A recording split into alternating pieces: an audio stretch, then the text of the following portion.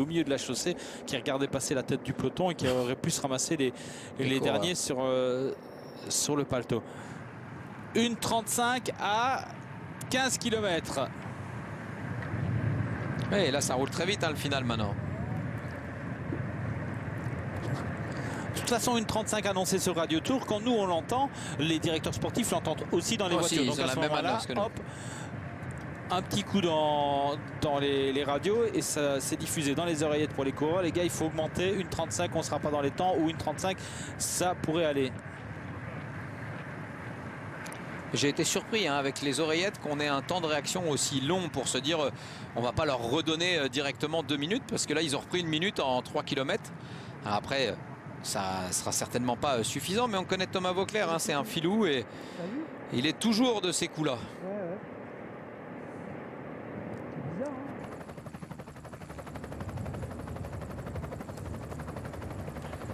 Et l'équipe Sky, elle ne s'embête pas à rester dans le train. Ils ont mis Bradley Wiggins devant. Et lui, il fait le rythme pour toute l'équipe sur la gauche de la route.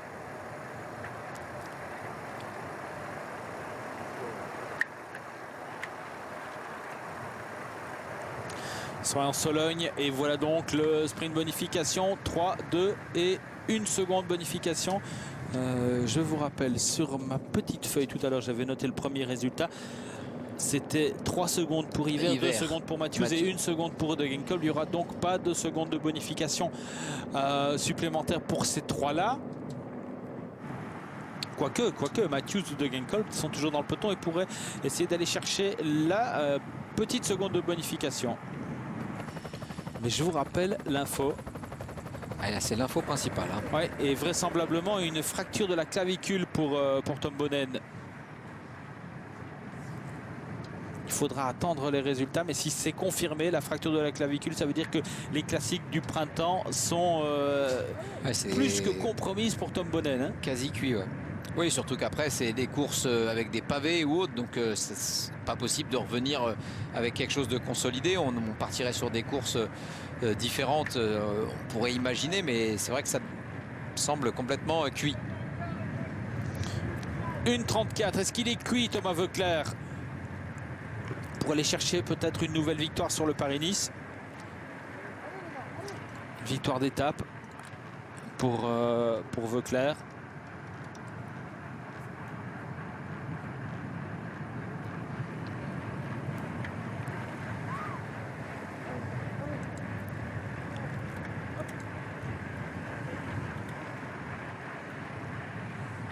C'est un Baraki, hein. Un trophée Baraki. Trophée Baraki. Ça fait un Baraki, ça peut vouloir dire autre chose. Trophée Baraki, pardon. Ah bon. Un trophée Baraki. Chacun se donne à 100%. Il avait remporté 2 étapes sur le Paris-Nice de 2011, à Belleville et à Nice.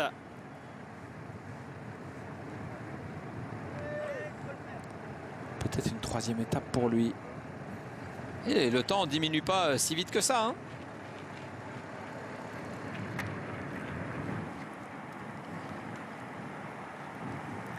À 11 km de l'arrivée et le peloton passe au panneau indiquant 1 km pour le sprint bonification. Il y a 1 km d'écart entre les deux équipes. Entre les deux groupes, pardon.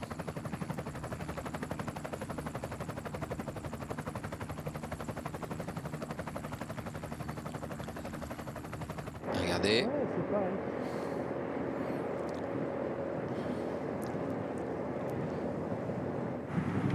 Bradley Wiggins, lui, il a demandé le relais à personne depuis un moment.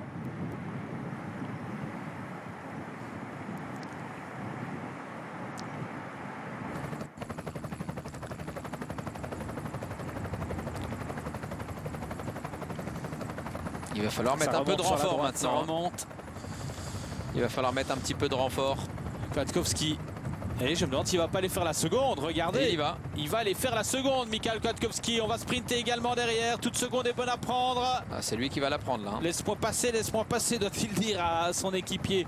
Attention, ça revient fort. Ça revient fort avec le coureur de chez Sky. Et non, c'est le coureur, c'est Swift qui va aller. Ou Geraint Thomas. C'est Geraint Thomas qui a fait l'effort. La chercher.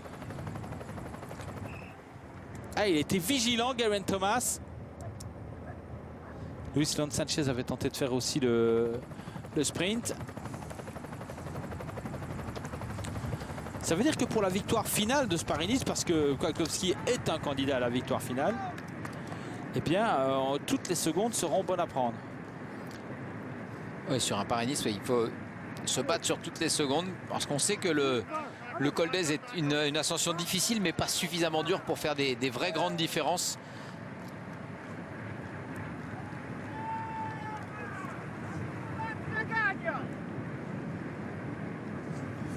Une 20 l'écart annoncé par les GPS, alors que Bradley Wiggins met en route. On va aussi commencer à hausser le ton du côté de chez Lotto Belisol. On le rappelle, les 5 derniers kilomètres, ce seront des lignes droites. Il n'y aura quasiment plus de Ouais, mais ronds-points. là, il va falloir mettre du monde pour aller les chercher quand même. Il y a encore...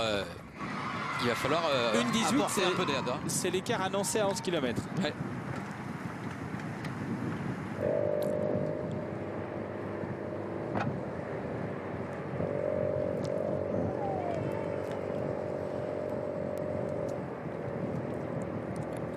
Un peu de désorganisation.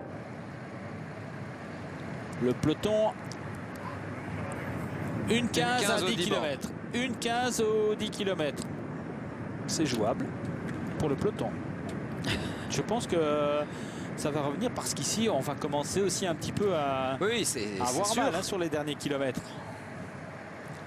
Mais il n'y a pas beaucoup de vent, donc ils n'ont pas de résistance.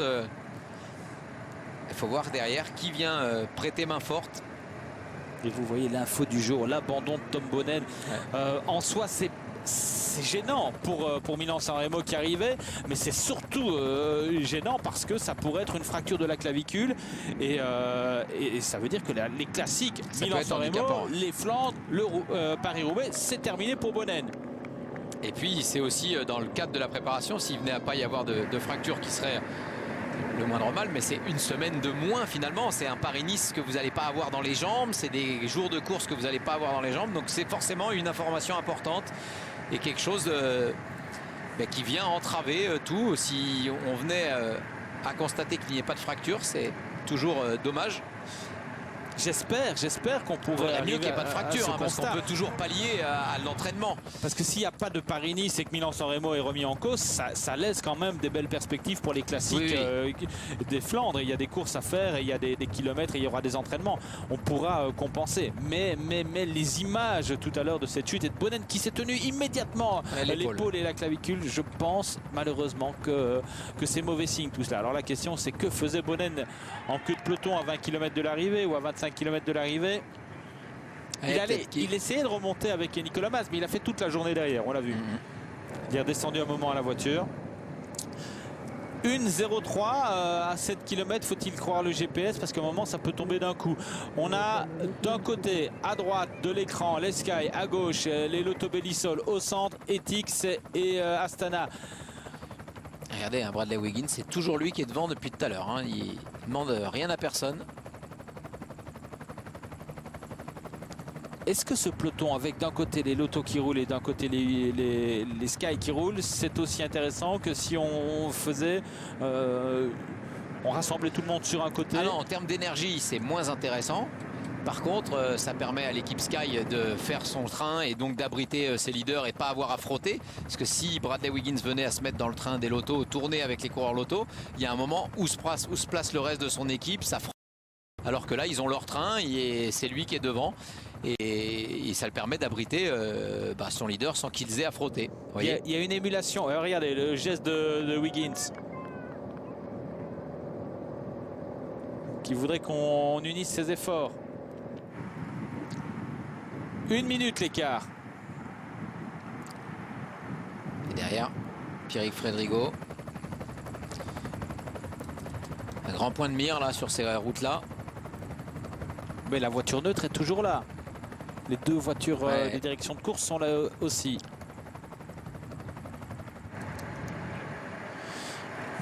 Est-ce que Veuclair et De la Place sont capables de rouler au même rythme, à la même vitesse que le peloton emmené d'un côté par Bradley Wiggins, de l'autre par Adam Hansen et... C'est sûr que non. Et Lars Bak. C'est sûr qu'ils ne vont pas rouler aussi vite. Mais par contre, le bras de fer est lancé. Alors ça va être compliqué. Mais derrière, il va falloir qu'on s'emploie quand même un petit peu. Hein.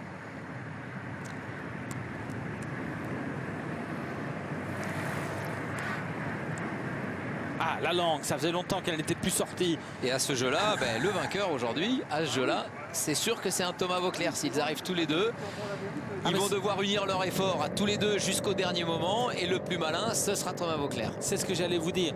Il va piéger de la place. Il l'aura endormi comme le serpent et puis hop, il va mordre au bon moment, Thomas Voeckler. Je suis persuadé que de la place pense qu'ils vont pouvoir sprinter à deux. Je pense que au contraire, Voeckler va tout faire et va le piéger.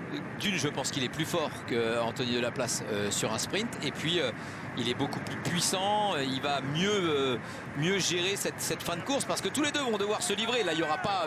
ils n'ont pas la capacité à gérer, à se dire on se regarde un petit peu. S'ils se regardent, ils ont perdu. Donc ils doivent rouler jusqu'au bout.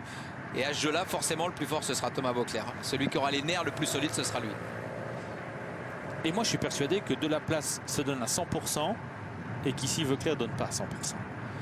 Ouais, je pense qu'il donne à 100%, mais c'est quelqu'un qui est toujours capable de se surpasser. Il a toujours une petite réserve. Ah, alors s'il est capable de donner 105% comme ça n'existe pas, en théorie, c'est qu'il est donc bien à 95. C'est un peu le même style de coureur filou comme Niki Terpstra. Et vous voyez les discussions de Bradley Wiggins.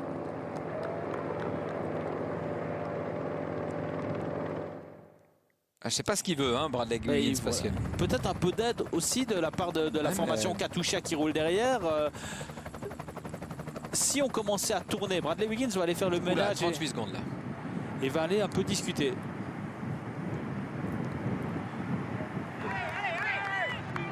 Voilà un des ronds-points qui est répertorié dans les 5 derniers kilomètres. Ouais.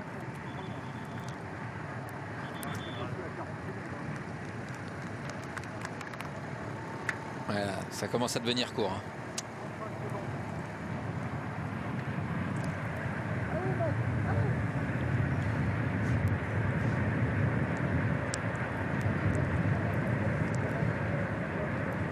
Ça va être très difficile. Sacré coup de poker. Hein. Oui, c'est sûr.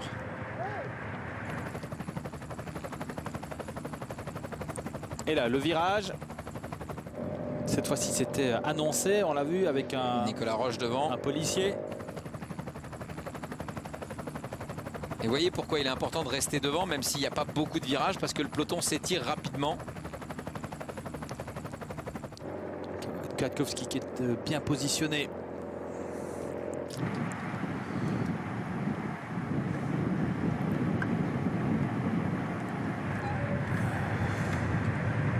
« 4 km encore. Toujours Voeckler et Delaplace devant. 25 secondes, c'est l'écart annoncé par le GPS.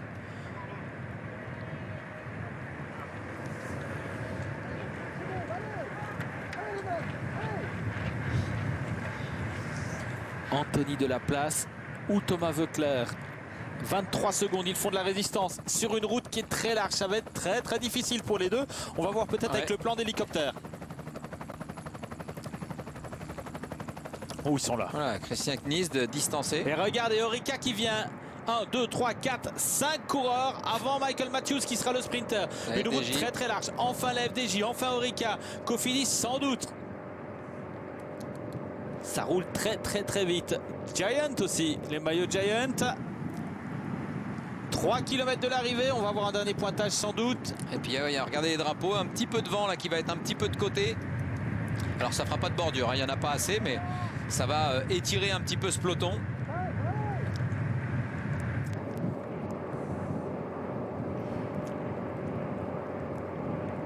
Allez, Cyril Lemoine là de Cofidis. Allez, ça c'est le dernier rond-point. Il ne restera plus qu'un virage à droite à 1 km de l'arrivée maintenant. Ouais, là il y a un mauvais choix chez Giant. Ouais. Parce que là vous perdez facilement 10, 15, 20 places dans le peloton. Il faut remonter. Ils sont là à moins de 2 km. Ils les ont en point de mire. Il n'y a plus de voiture. Il n'y a plus qu'une seule moto intercalée, je pense. Oui. Moto-télévision entre les deux. Bonne gestion du peloton. Même si c'est un petit peu désorganisé. Hein, quand on voit ce peloton avec le plan d'hélicoptère, il n'y a plus vraiment une équipe pour prendre l'organisation de la poursuite en main. Il y a du Sky, il y a de l'Orica. Et Voeckler, il se relèvera jamais, hein, jusqu'à ce que ce soit revenu. Parce que les équipes vont commencer à potentiellement, c'est l'équipe Trek sur la gauche maintenant qui relance. Sans doute pour Giacomo Nizzolo. Orica, plein centre. Et regardez, il y a déjà des coureurs qui ont fait marche arrière. Michael Kwiatkowski, toujours là, le maillot jaune aux avant-postes. L'équipe Lotto qui est plus très bien organisée. Mais bon, Sylvain Dillier qui remonte. Attention, c'est le genre de coureur, Dillier, qui est capable de tenter quelque chose. Hein. Là, ça frotte énormément. Important pour ceux qui visent le général de rester au contact du peloton. De la place, et Veuclair sont donc repris sur une route qui est un petit peu plus étroite avec la Lampré qui vient. Europcar pour Coquard. On remonte maintenant au maillot de champion d'Allemagne. Il est là, derrière. 1 km 100. Le maillot de champion d'Allemagne aux alentours de la 35e, 40e place pour l'équipe Lotto Soudal. On se retourne chez Orica. On recherche Michael Matthews en troisième position. Ça s'énerve un petit peu. Là, il ne faut pas monter trop tôt. Hein. On est sur une grande ligne droite. Et on cherche, il est là en bas, Greipel. Il doit faire un effort tout seul. Il n'y a personne pour le remonter. Regardez Christophe, là, en troisième position. Oui, regardez le coureur de la formation Lotto, c'est Seeberg, je pense, qui se retourne et qui cherche. Les Giants qui vont lancer. Giant pour Degenkolb. Où est Michael Matthews? Voilà qui se repositionne. Pour l'instant, c'est Christophe qui a fait le moins d'efforts. Nasser Boigny et Christophe dans la roue. Alors, Arnaud démarre. Ben Swift qui va démarrer sur la droite. Michael Matthews, plein centre. Christophe en puissant. Christophe ou Degenkolb. Boigny peut-être pour encore venir chercher la première victoire. Non, il est tassé. Nizzolo, Christophe qui est le plus fort, Christophe qui est le plus puissant. Coquard. Attention, Coquard. Christophe 2, Coquard 3, Boigny, je pense. Et on aura vu aussi Henry Schausler se repositionner. Victoire, 5e victoire de la saison pour Alexander Christophe, 2e à Kurne. Victoire d'Alexander Christophe qui attend. Regardez, on va revoir ici. Et Coquard comme il remonte de derrière. Nizzolo qui prend la roue. Et Coquard qui est peut-être le plus rapide sur les derniers mètres. Regardez, il va passer à gauche de l'écran. Oui, c'est facile pour 1 Christophe, 2 Boigny, 3 Coquard, 4 Osler, 5 Nizzolo. Voilà pour ce sprint. Et peut-être José Joaquin Rojas qui vient compléter ce top 6. Michael Matthews rate son objectif de prendre le maillot. Alexander Christophe empoche 10 secondes. Ouais, en force. Pas inquiété, Alexander Christophe. Sans équipier, je l'ai dit. Un seul équipier pour le positionner à 3 km de l'arrivée. À 1 km de l'arrivée. Et après, c'en est tout. Regardez, André Greipel est là. Il a déjà fait un effort énorme pour revenir. Et là, c'est une nouvelle fois un problème dans cette formation Lotto Soudal de Degenkolb qui tape sur le guidon. On a pris la poursuite en main, on a roulé, on a essayé de repositionner. Et sur la fin, c'est un petit peu plus nerveux, alors que ce sont des garçons d'expérience. Adam Hansen, Greg Anderson, Marcel Seeberg, Lars Bach, tous ceux-là sont habitués à rouler pour Greipel. On perd le sillage, on perd Greipel et on ne sait plus très bien ce qu'on doit faire. Le coureur de chez Lotto, quand vous regardez les 500 derniers mètres ou le dernier virage, il a dans